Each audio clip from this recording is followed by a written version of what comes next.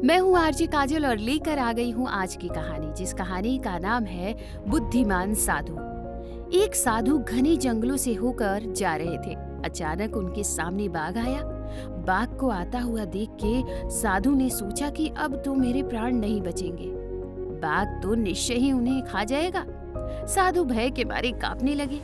फिर उन्होंने सोचा मरना तो है ही, क्यों ना बचने का कुछ उपाय देखें। साधु महात्मा ने बाघ के आते ही, जैसे ही वो बाघ साधु महात्मा के पास आया, साधु महात्मा ने ताली बजा बजा कर नाचना शुरू कर दिया। ये सारी हरकतें बाघ देख रहा था। बाघ ने बोला, अरे मूर्ख, नाच क्यों रहे हो? क्या तुम्हें नहीं पता कि मैं तुम्हें कुछ देर में खा डालूंगा? साधु ने कहा, हे बाघ, मैं प्रतिदिन बाघ का भोजन करता हूँ।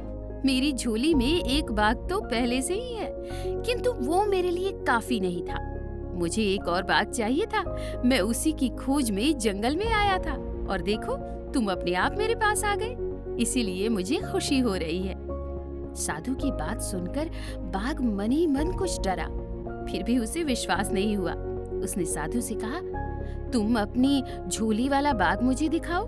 यदि नहीं दिखा सके तो मैं तुम्हें मार डालूंगा। साधु ने उत्तर दिया, ठीक है, अभी दिखाता हूँ, तुम जरा ठहरो, देखो, भाग मत जाना।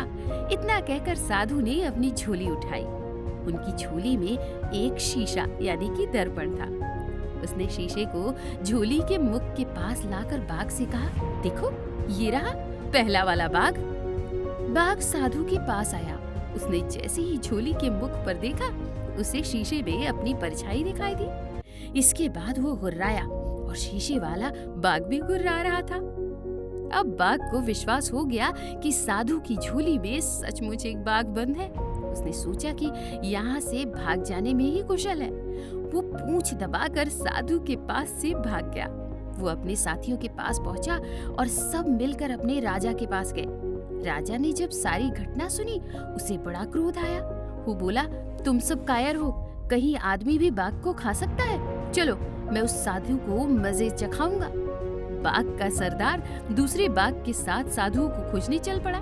इसी बीच साधु के पास एक लकड़हारा आया। साधु उसे बाघ वाली घटना सुना ही रहा था, तभी बाघों का सरदार वहां पहुंचा। जब लकड़हारे ने बहुत से बाघ को अपनी ओर आते देखा तो डर के मारे उसकी घिक्की बंद गई। वो कुल्हाड़ी फेंककर पेड़ पर चढ़ गया। साधु को पेड़ पर चढ़ना नहीं आता था। वो पेड़ के पीछे छिपकर बैठ गया। जो बाघ साधु के पास से जान बचाकर भागा, वो अपने सरदार से बोला, देखो सरदार, सामने देखो, पहले तो एक ही साधु था, अब दूसरा भी आ गया। एक नीचे छिप गया है और दूसरा पेड़ के ऊपर। चलो भाग चले। बाघों का सरदार बोला, मैं इनसे नहीं डरता, तुम सब लोग इस पेड़ को चारों तरफ से घेर लो ताकि ये दोनों भाग न जाए। मैं पेड़ के पास जाता हूँ। इतना कहकर बाघों का सरदार पेड़ की तरफ बढ़ने लगा। अब साधु और लकड़हारा अपनी अपनी जान की खैर मनाने लगे। अचानक लकड़हारे को एक चींटी ने काट खाया। जैसे ही वो दर्द से तिलमिलाया, उसके हाथ से टहनी छूट गई। वो घने पत्ते और टहनियों से रगड़ खाता हुआ धड़ाम से नीचे गिरा। जब साधु ने उसे गिरते हुए देखा तो वो बहुत जोर से चिल्लाया, बाघ के सरदार को पकड़ लो, जल्दी करो, फिर ये भाग जाएगा। धड़ाम की आवाज और साधु के चिल्लाने से बाघों का सरदार डर गया। उसने सोचा, ये साधु सचमुच ही बाघ को खाने वाला है। वो उल्टे पैर भागने लगा। उसके साथी भी वहां से भागते हुए दिखाई दिए और साधु की बुद्धिमानी से लकड़हारे और साधु दोनों की जिंदगी बच गई।